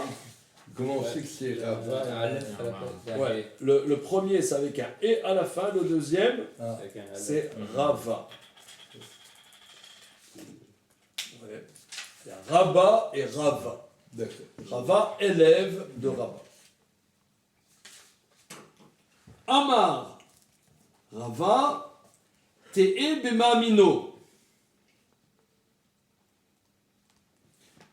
Prenons cela dans une question de confiance. C'est-à-dire que le propriétaire du shtar croit ce que dit celui qui a brûlé le shtar. Shtar, c'est le contrat. C'est-à-dire que celui qui a brûlé le contrat te dit qu'il y a une somme et que l'autre le croit. Là-dessus, il n'y a pas de débat. Mais est-il redevable ou pas redevable? Il dit, c'est écrit 10 000 euros sur le shtar. Ok. Mais suis-je responsable de le payer ou non? C'est ça la question. On parle qu'il y a une question de confiance. Mais la question de savoir, est-ce qu'il doit payer ou pas payer? Regardez le débat. C'est qu'on parle en vérité, ici, les gens sont de bonne foi. Celui qui l'a brûlé, oui, il a brûlé peut-être par erreur. Mais dans le droit civil, qu'on le fasse par erreur ou volontairement, c'est comme par exemple, moi je te marche sur tes pieds, je ne l'ai pas fait exprès. D'accord? Tu as une fracture des orteils. Tu as une fracture des orteils. Comment dire, en droit civil, l'intention est rarement prise en compte. Si c'est moi, de fait, moi, j'étais pas en train de dormir, mais de fait, c'est moi qui t'ai marché sur les orteils, je ne l'ai pas fait exprès, ok, j'ai une incapacité de travail de temps de jour, il y a incapacité de travail, et prise en compte hein, dans le Talmud, dans le 8e chapitre de Baba Kama, je dois payer l'incapacité de travail. Alors vous allez me poser la question, en quoi l'incapacité de travail n'est-elle pas un dégât induit? On apprend des versets de la Torah qu'il faut payer la capacité de travail. C'est une question importante. Ok. Alors, Ravadi, on parle qu'ils sont... ça veut dire, on parle qu'ils sont de bonne foi, mais la question est de savoir, si je suis exempt de payer, je suis exempt de payer, je ne veux pas payer. Moi, j'ai brûlé que, peut-être par inadvertance, j'ai brûlé ton contrat, je reconnais que c'était écrit 10 000 euros, mais si je suis exempt de payer 10 000 euros, il n'y a pas de raison que je les paye. Voilà. Ok. Amar. Alors là, il y a un point très important et très complexe. Regardons la fin du sujet. Amar Amimar, vous voyez, il y a des lignes qui deviennent plus larges. 1, 2, 3, 4, 5, 6, 7e ligne. Amimar. Amar Amimar, 7e ligne.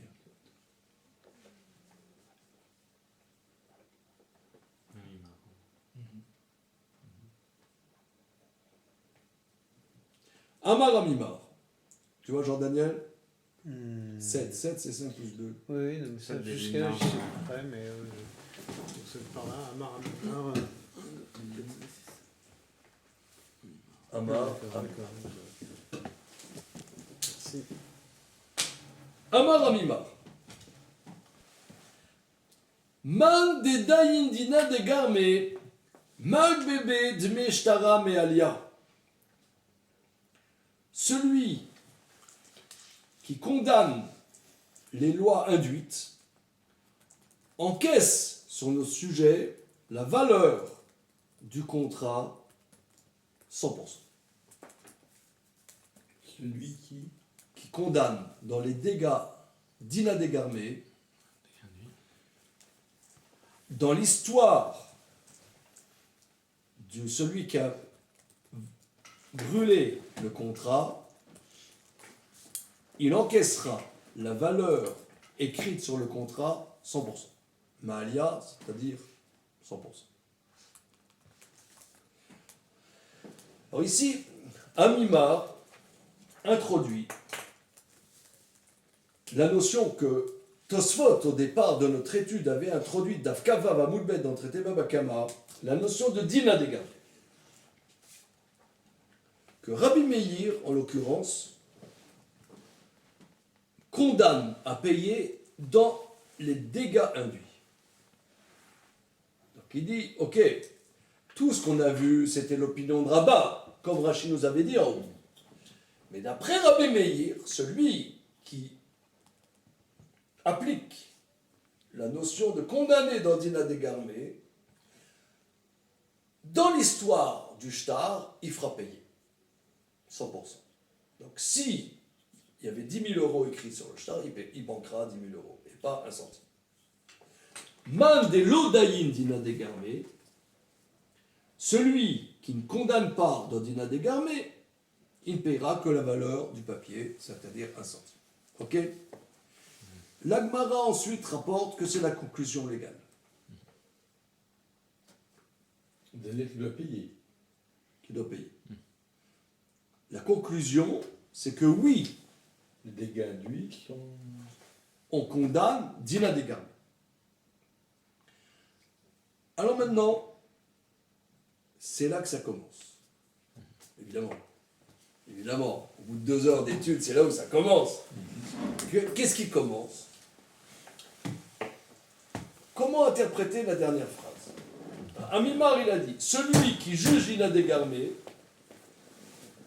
il fera payer dans celui qui brûle le contrat la valeur qui est écrite sur le contrat. Est-ce à dire que dans la conclusion, on condamne de payer que dans celui qui a brûlé le papier,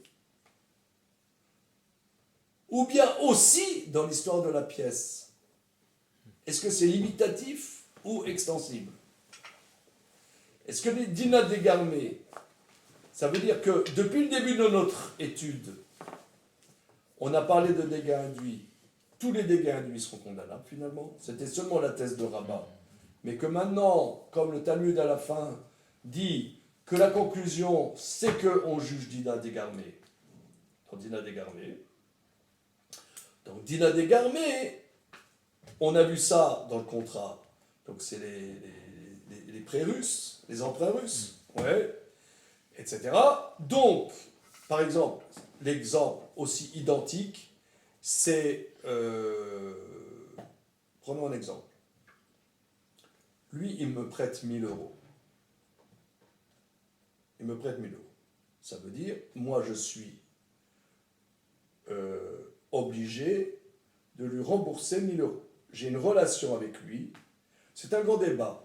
Qu'est-ce qu'il fait, Jean-Daniel? Oh, C'est un grand débat. ouais, merci. Grand débat. Quand quelqu'un prête de l'argent, à quel titre l'emprunteur est redevable de rembourser? C'est vrai que la morale basique va nous faire comprendre que je dois rembourser. Ok. Mais à quel titre? C'est un grand débat chez les commentateurs. Ok. Quoi qu'il en soit, il est bien clair que c'est une relation. J'emprunte 1 000 euros de monsieur, j'ai une relation privilégiée qui fait que je lui suis redevable. Maintenant, lui, il a besoin de liquidité.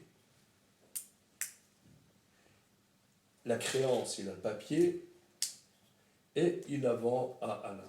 Pas 1 000 euros, il va la vendre, je ne sais pas, 650 euros. Ouais. Il a besoin de 650 euros cash. Ouais. Il vend à monsieur. Tu as le papier, tu pourras, toi, venir me chercher les 1 000 euros. Mais un problème, c'est que lui, il peut me dire, Gérard, laisse tomber, pour ton anniversaire, les 1 000 euros, laisse tomber. Ça, c'est franchement dégueulasse. Parce que toi, tu as le droit des 1 000 euros. Du fait de l'assujettissement, moi je ne te connais pas, c'est seulement l'assujettissement que j'ai à ton égard. Ce n'est pas un assujettissement virtuel, mais c'est un engagement humain que j'ai à l'égard de Jacques. Et que j'ai vendu indirectement. Ça, c'est pas. D'accord, ça, c'est pas mon problème. Ouais. À la limite, tu pourrais, selon la structure de la chose, te dire, bon, Gérard, laisse tomber. Tu me devais 1000 euros, laisse tomber. Lui, il se retrouve qu'il a banqué 650 € pour elle, c'est franchement dégueulasse. Ouais, franchement dégueulasse. Alors, toi, tu reviens chez lui, tu dis, bon, dégâts induits. Celui-là, il ne sera pas induit. Dégâts induits. Alors, c'est un débat. Ça revient, les commentateurs disent, ça rejoint exactement l'histoire de celui qui brûle le shtar. Lorsque la conclusion du Talmud dit que celui qui brûle le contrat, il doit payer finalement dans la conclusion, est-ce que c'est que dans le shtar ou dans tous les cas de dégâts induits? C'est ce que Tosfot nous avait dit, le débat entre le Rif et Rabbeinu Yitzhak au départ. Vous voyez, c'était une ligne dans Tosfot. Mais pour comprendre cette ligne, il faut avoir roulé sa bosse. Il faut arriver à la... Voilà, il faut avoir roulé sa bosse. Alors, pour comprendre ça, il y a un grand commentaire qui s'appelle le Roche. Le Roche. Alors, si vous voulez, je vous propose que la fois prochaine, on reprend ça. Parce que c'est tellement beau, c'est tellement fondamental, et il y a des conclusions, je pense, de toutes sortes, qu'on reprendra ça. On reprendra ça. Et en particulier avec le commentaire du Roche, le Roche, c'est, on pourrait dire, le dernier des Tosfot, qui synthétise la vie, la Chita de Tosfot, qui fait un grand débat entre Dina Degarmé et Grama. Et la question va être, et Narmanil aussi va s'engouffrer dans cette démarche, qu'il y a des dégâts induits et dégâts induits. Ils ne sont pas tous du même type. Il faudra trouver la ligne de crête. Qu'est-ce qui va faire que c'est condamnable, qu'est-ce qui va faire que c'est pas condamnable. Okay. Donc l'extension ou non, ou non, ou non. Mais pour bien apprécier ça, je ne veux pas brader ça, ouais, parce que c'est vraiment le cœur du problème. Je vous propose, la fois prochaine, on reprendra ça. S'il y a d'autres camarades, je synthétiserai la question. Ok. Merci à vous. Merci.